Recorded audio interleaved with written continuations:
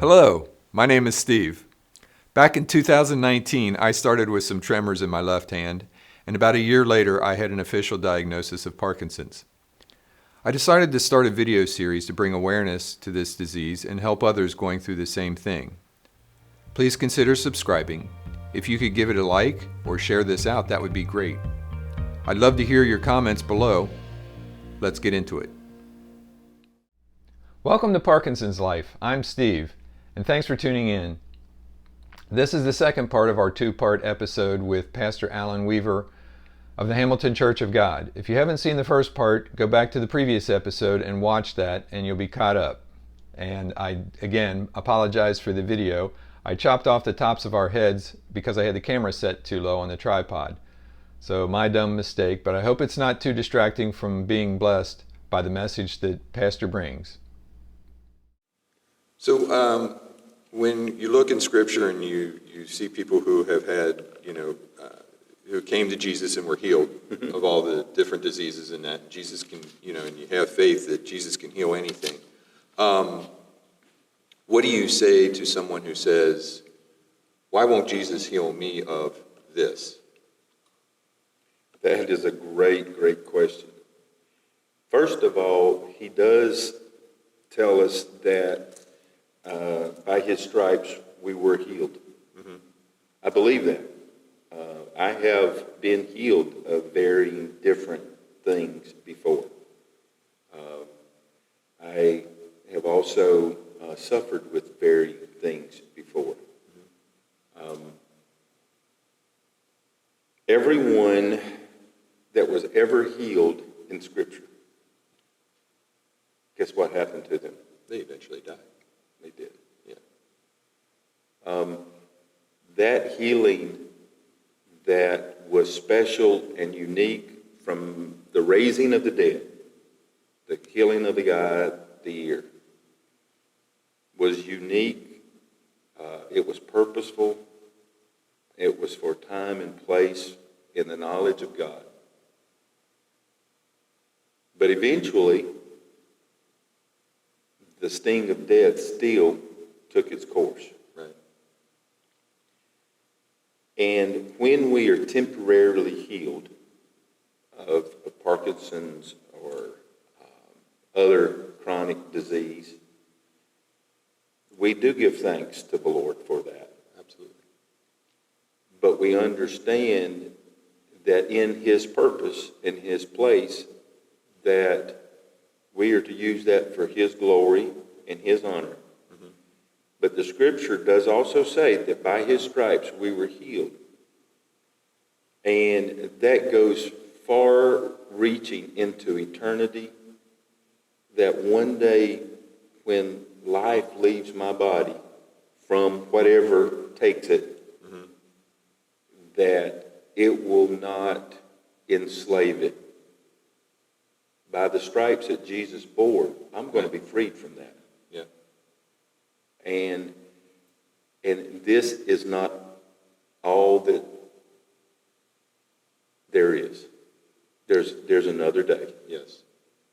And to be absent from the body is to be present with the Lord. And so I would say to that person that has not yet seen their healing, if they're a believer, they will experience a healing one day. Somewhere in heaven or on earth, possibly. Yeah. But And I shared with you earlier before we were on about a great preacher, maybe the greatest preacher that I have ever witnessed on earth in my years. His name is Billy Graham. I've heard of it. Yeah. Yeah. And I think everybody has. Maybe. I understand. I heard this third hand or so, mm-hmm. that he had, as well as from, he was very aged, but he also had Parkinson's. I understand. Oh, really? Someone asked him, did he pray for healing? And he said, I prayed that the Lord have his way in his will, mm-hmm. the will that's in heaven to be done on earth, and I'm okay with that. That brought a sense of comfort to me in troubles that I've had. Mm-hmm. And if Billy Graham could live that way, and it seemed like you did, Right. then you can, and I can. Right. And one of the things that I think I should do, or you should do, is relieve the pressure of being God and controlled. Let him take care of the God part. Right. Let him take care of the strength part. And you relax in his goodness and his wisdom. And then that helps me with, if not me, then who?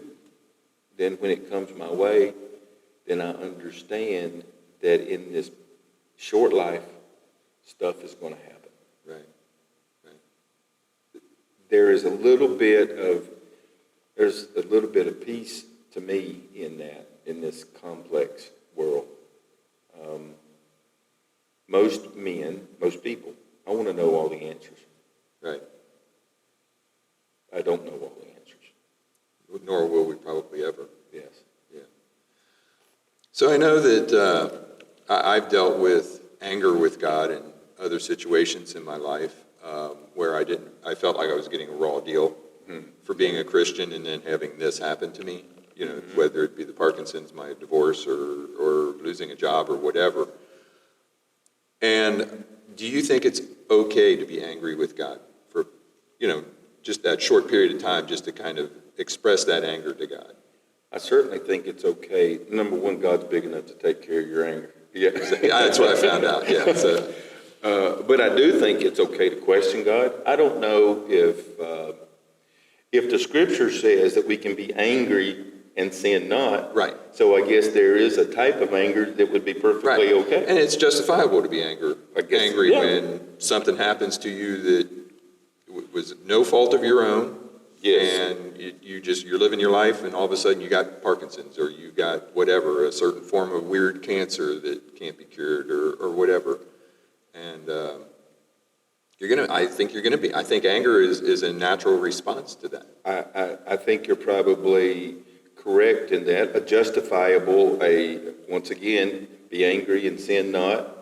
To have questions, there's going to be disappointments. Mm-hmm. There's going to be challenges of faith. So I do think that, it's going to be okay to ask those hard questions from the Lord, understanding that he may or may not answer them. Right.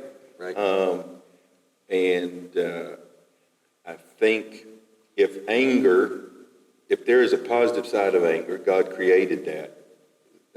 So it's okay to be angry at certain things. Right. And that anger might be a way of filtering some anxieties that we wouldn't have filtered any other way. And once again, there's a negative side that sometimes anger can turn into bitterness. Now that is where it's not good. Right. I eventually found in my anger with God ultimately I found a sense of comfort. Oh. That, I knew that I was angry. I knew that God knew that I was angry, and I let him know that I was angry. I wasn't shy about it. Yeah. But after I got over my anger and realized he still loves me, there was that comfort in that love.